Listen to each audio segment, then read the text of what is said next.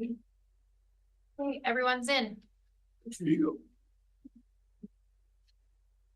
go. Okay, so I'm going to call to order this meeting of the qathet Regional Hospital Board for April 24th, 2024, and take note that the meeting is taking place on the traditional territory of the Tla'amin people who have lived here for many thousands of years. So I'd like to see if we can have a motion to approve the agenda. So moved. Moved by Director Gisborne, seconded by Director McCormick. Any recording in progress. On the agenda, Director Elliott. I do believe we have some proposed changes to the agenda that we were discussing, and I would ask the CAO for such overview. Oh, you're proposing some changes to the agenda. Through the chair, under 15.1, between points 1 and 2, I think you need discussion about a potential ECH under the chair. Under 15.2, that motion would be in order if we could suspend the rules, but we cannot suspend the rules because we have a bylaw in place. It takes precedence. And in order to change that bylaw, it's a long time commitment. It can't just happen overnight. And so we also have from our procedure bylaw, actionable words that the board will designate its eligible members to be a chair and a vice chair. And that we have not done. As you can see by the minutes that have been distributed back from January, we elected or selected the chair, but we did not do anything about the vice chair. So we really need to clean up those matters today and then move forward, and perhaps a subsequent motion if the board is desirous of having alternate methods of selecting vice chairs. We can work on that from now until the fall session. And then we can have something in place to come the inaugural meeting to do something different. So what I'd like to do as far as changing the agenda on this is, if everybody is on board with it, is recognize that 15.2 is out of order because of our procedure bylaw and remove that from the agenda. 15.3 is the signing officer one that staff had told me arose out of 15.2, so I'd suggest we deal with that at a different time, and when we've had time to think about what we want to do about the procedure bylaw. So those, I think, can come up on a future agenda after we've had time to think about what the proper should be and a way to resolve the problem. We've got this far into the year without having a problem with the vice chair, so perhaps we can go on to the next meeting and solve the problem then. Director Gisborne. Thank you, Chair. So my understanding is we're going to amend the agenda to remove 15.2 and 15.3 because we've already done the signing officers.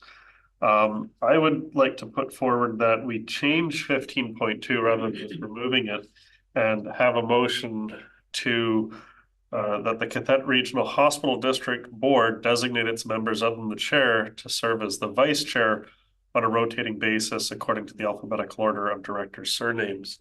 That is an item that we were supposed to deal with at our inaugural meeting, but we all seem to slip. So I think that might be an appropriate substitution for 15.2. And if our CAO thinks that's appropriate, then I would like to move that as an amendment to our agenda. Through the chair, it would make administration a whole lot more at ease to know that we're following our procedure bylaw. Oh, happy to help. Director Elliott.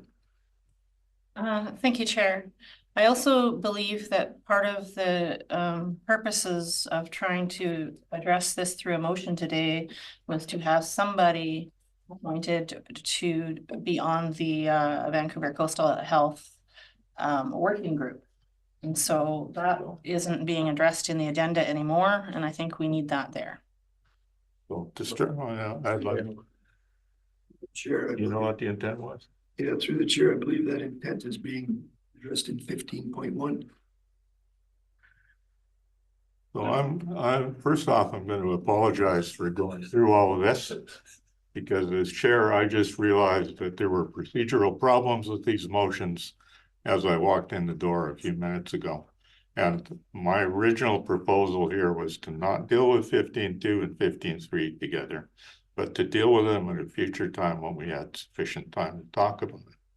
The reason that 15.2 included a vice chair who was consistent throughout the year was to make it more consistent on the working group to have the same people there, the same chair and the same vice chair, rather than people changing through the rotation and not knowing who was going to be there from one meeting to the next. The CAO's suggestion takes care of the administrative question about who is the vice chair today. It doesn't take care of the question of consistency of the vice chair from one meeting to the other. Those are two things. The 15.1, the changes that have to be made because 15.2 and 15.3 aren't there, means that we have to have different wording for how the 4 people that would be attending on behalf of the regional district are selected.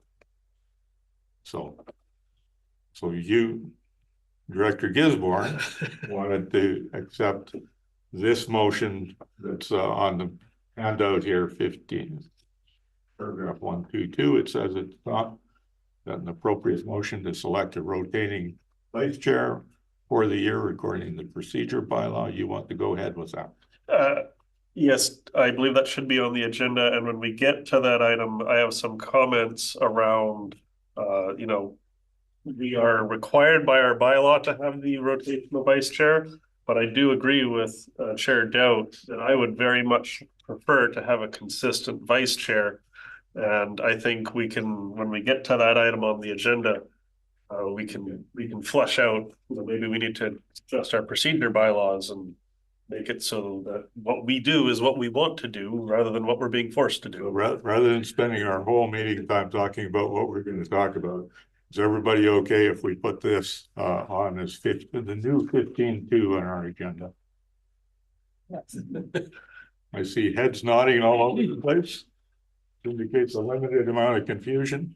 So thank you. If we could, I think we've got a motion to adopt the agenda as amended now. All those in favor? Any opposed? That's carried. Thank you very much. We got through it all. Thank you, sir. Thank you. So, adoption of the minutes. Regional Hospital Board meeting minutes for March 28th, 2024. So moved by Director Gisborne, seconded by Director Brander. Any discussion on the minutes? All those in favor of accepting the minutes as circulated? Any opposed?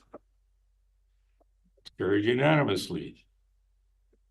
Now, Regional Hospital District audited financial statements for 2023, presented by Cory Vanderhorst. Mr. Vanderhorst, would you like to walk us through this and tell us what you've discovered? Absolutely. Thank you, Mr. Chair. And hello, everyone. Nice to see you all again. I'm just going to share screen here really quickly so that you can see what I'm talking about.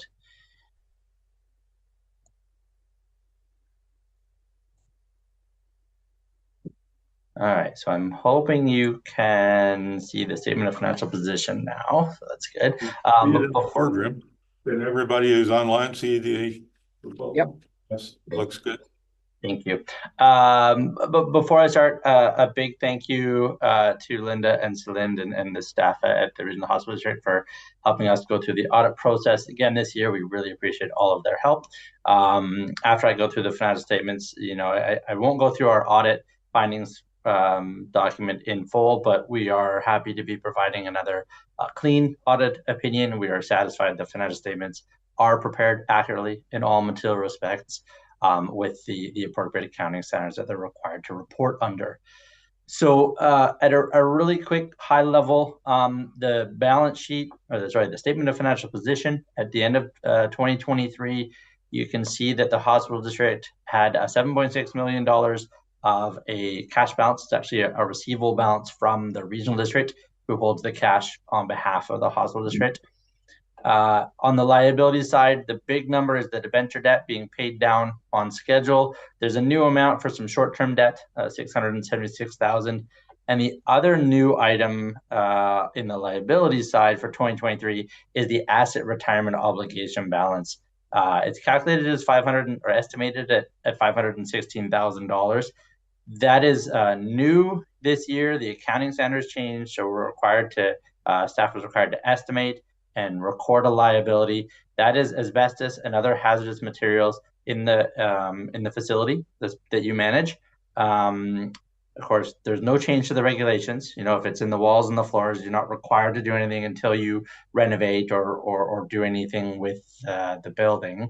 But we are required to calculate what that liability could be, and put a number on here as an estimate of what the future liability would be. The last number I'll talk about on the balance sheet is the tangible capital assets, so the value of the buildings that are managed by the hospital district, and the total accumulated surplus at the end of the year is $11.7 million on an accounting basis. For the operations throughout the year and what we call the income statement, you can see in the middle column there is your actual results for 2023, $2.9 million of funding, tax levy, requisition put through, and lease revenue from Coastal Health. The interest income there is the big increase as the interest rates increased over the last year. You saw a healthy increase in the interest income earned by the hospital district. On the expense side of things, a total of $2.5 million of expenses, very similar to the prior year. The grants to Coastal Health totaled $1.2 million, very similar to the prior year's 1.2, actually coming in a little bit under the budgeted amount of 1.6. But otherwise, on the expenses side, you've got interest on the debt, you've got amortization of the building, and insurance expense related to the building is the other main expenses there. So on an accounting basis, a small surplus of $368,000. And if you look back up in the revenue, you see that, that interest income and the positive interest earnings there is really driving what left you with a small annual surplus amount for the hospitals this year. So that's all that I'll go through on the financials. I'm happy to answer questions if there are any about the audit or about some of the notes and things on the financial statements. Anyone have any questions?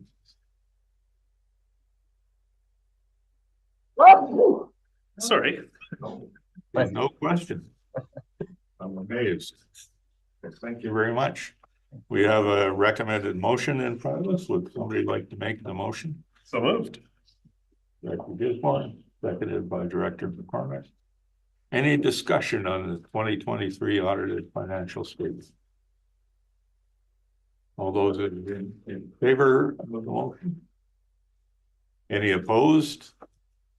That's carried unanimously.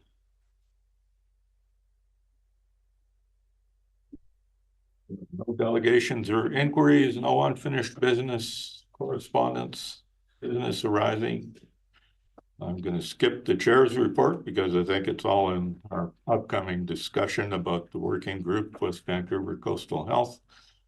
We don't have a consent agenda or any other resolutions, reports, bylaws. It would get us down to new business.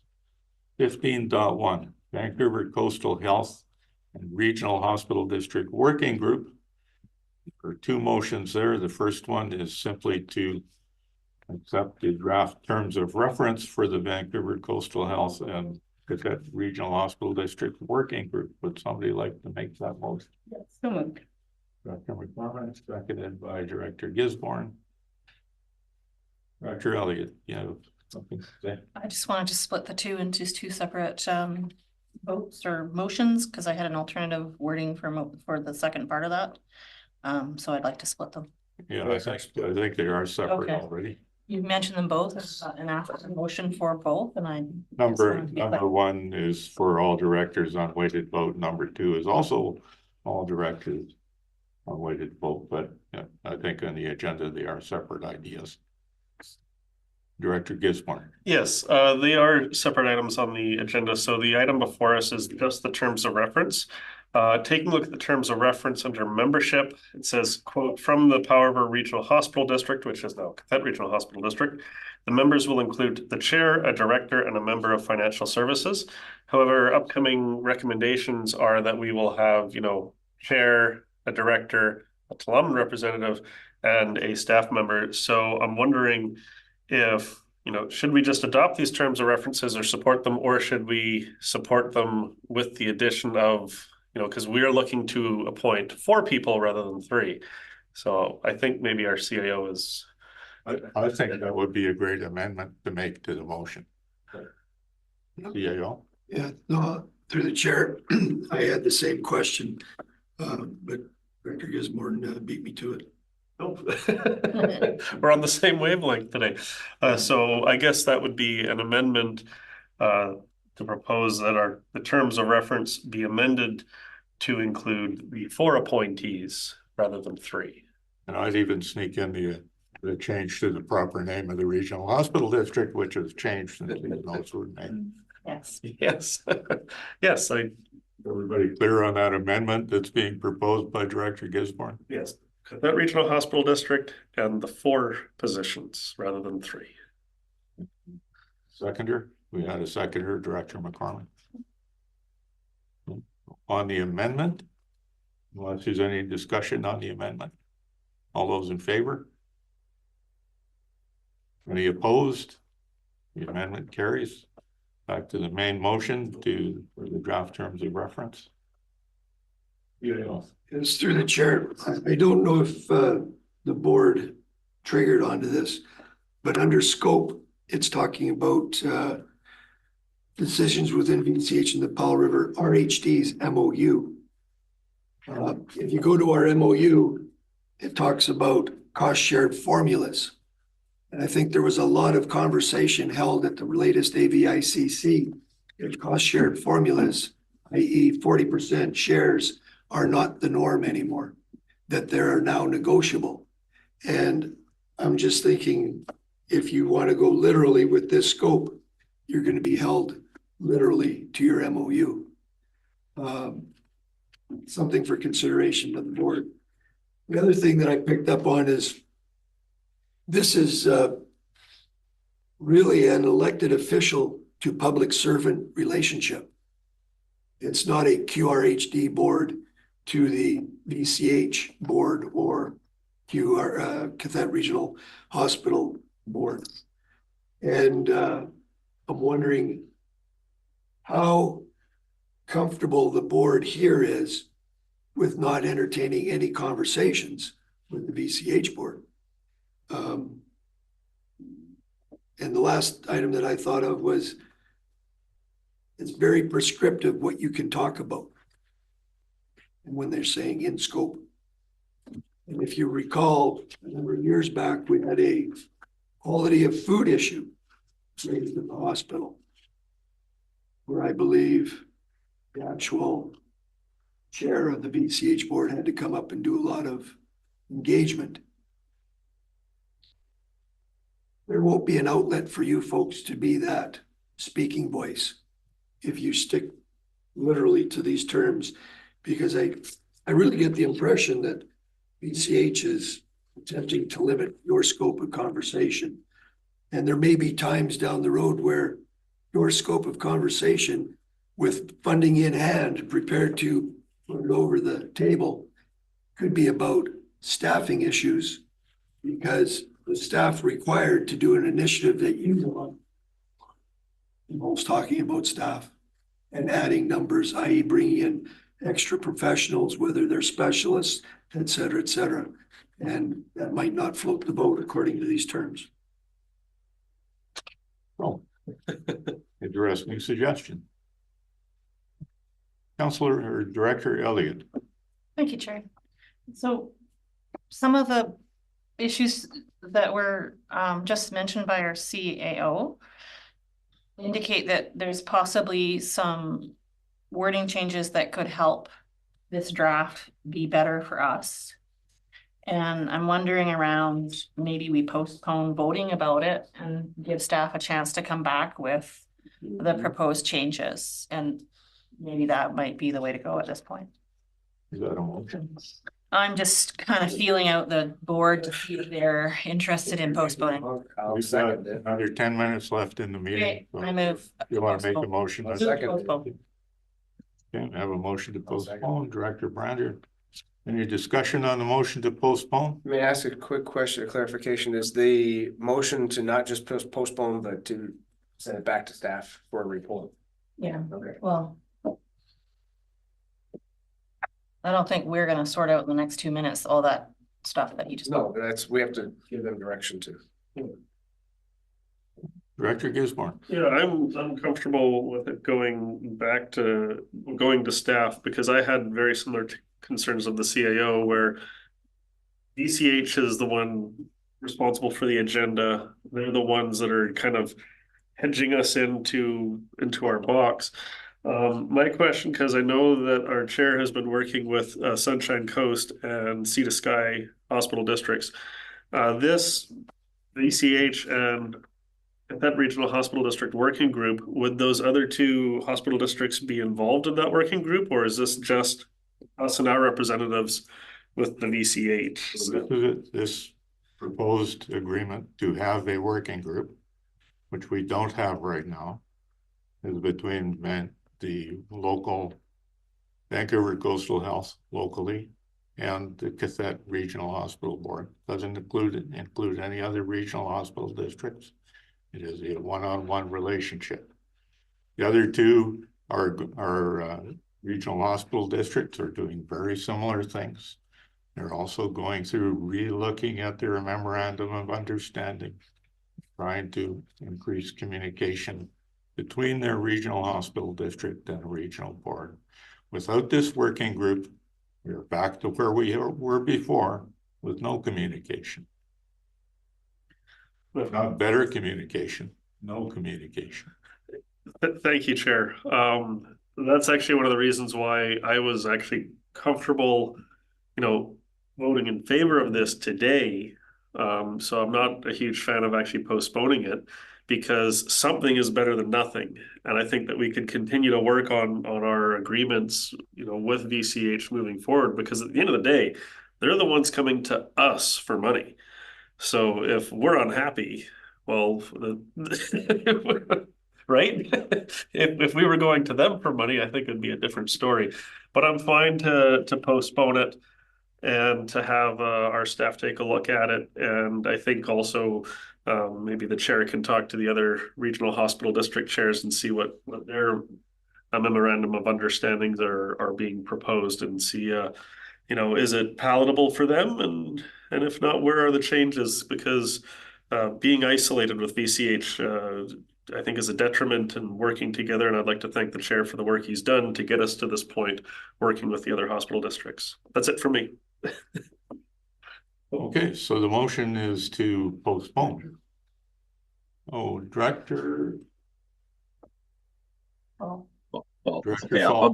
I'll be very very brief, which I think it makes sense to get this right the first time, because we may be able to change it, but it's with VCH, and it may be more difficult to change once it's in place, especially if we're saying, hey, we're getting cold feet on things. So I think there isn't a huge time issue. I think if we get, I know our hospital district meetings aren't that frequent, but I think it makes sense to spend one more iteration, bring it around, staff look at it and give some feedback. We look at it a bit more and make sure we're very comfortable with it. And then I think it will be a good way forward to improve communications. Just on the time sensitivity issue, I'll just let you know that I got an email at lunchtime today from Vancouver Coastal Health, seeing if we could have a meeting of the working group within the next 2 weeks. So that's part of the time pressure. We won't meet that. But nevertheless, anyone else who wants to speak on the motion to postpone? Yeah, all those in favor? Any opposed? That's carried unanimously. Okay. suggest that motion number 2 probably doesn't make any sense without motion number 1, so motion to postpone would probably be appropriate. I don't concur. I think motion number 2 still makes sense because we can determine who's on this working group, even if the draft terms of reference are not finalized. And I would think it would be helpful for everyone to know who's on the working group. And the alternative I was going to propose, I could do that motion now if you like. You could do that right now, and then we could get on. I move that the working group members are the board chair, Director Gisborne, common board member, Director Lafoya, and 1 member of the regional district staff, which I don't know who to put in that one. I'll second. I believe the staff were leaving open like the door was. Okay, have a seconder for that motion. Okay. What does everybody think about that? Anything to say? Director Gisborne. Yeah, I'm fine with the motion. I know we still haven't adopted our terms of reference, but I think it kind of sets the stage for, you know, the individuals listed will kind of start sharing emails and kind of collaborating on what our understanding is, and I look forward to working with the chair if this motion passes.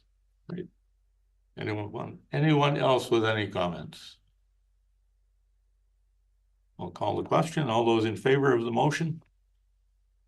Any opposed? I think everybody's in favor. Nobody's opposed. Motion passes.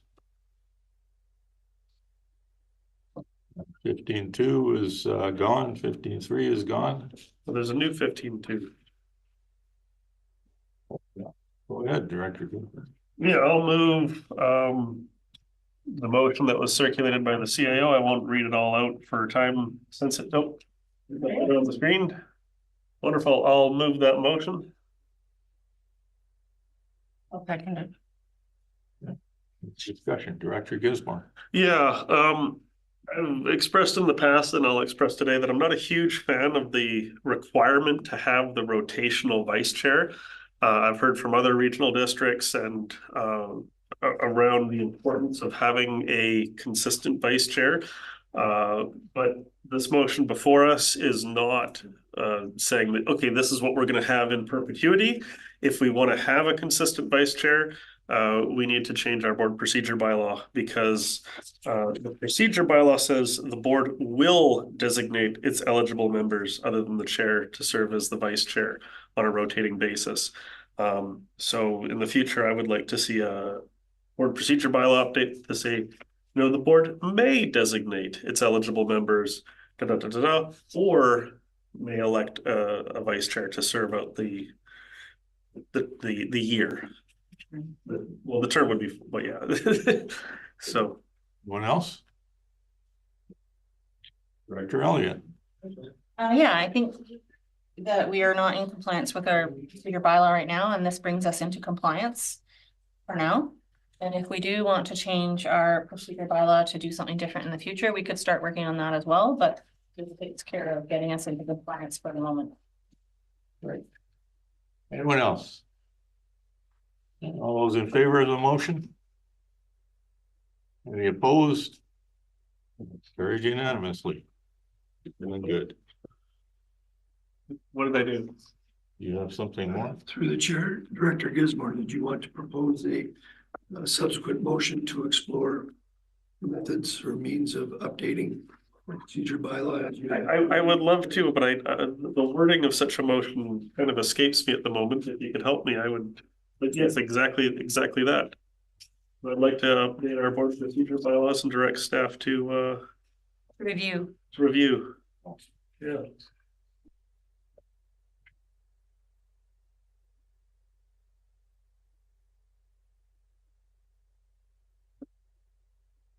My initial thought was a notice of motion for our board meeting next week, but this will work fine too. Is that okay? CIO? We get the. You're good with You that? don't need it to specifically talk about amending the vice department. Yeah. Chair, okay. We'll tag that in there about the vice chair part. Chair, question of clarification. We're not sitting as a committee right now. We're sitting as the board. Yeah. Yes. Yeah. So the wording said that the committee should be that the board. Change that. We'll change that. Good point. Yeah, but the board directs staff to review the board procedure bylaw and bring back a report with proposed changes. Does that sound about right? Yeah. Okay. Second. Good.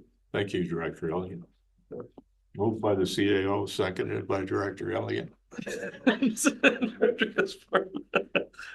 Any discussion? We're at the end of our time. Let's do past the meeting, and we've got people lining up for the next meeting already. So. Extremely good. So with this motion, if it passes, I presume that if any board member sees something in the procedure bylaw that they think should be included in the report or should be changed, that they can reach out to our staff and just let them know that, hey, here's something that I think maybe we should consider. But other than that, let's not spend any more time on it today. Good idea. Any more discussion? Any more ideas? All those in favor of the motion? Any opposed? That's carried unanimously. We're down to question period. Mr. Galinsky, are you with us? I am online, Chair. Thank you very much. I don't have any questions this afternoon. Thanks for the opportunity. Okay, it was all clear to you. Thank you. Motion to adjourn would be appropriate. Or no, I don't think we have to. No. Done. That's ain't city council. Adjourning. You just adjourn. Thank you for your patience. Yeah, we Recording stopped. meetings.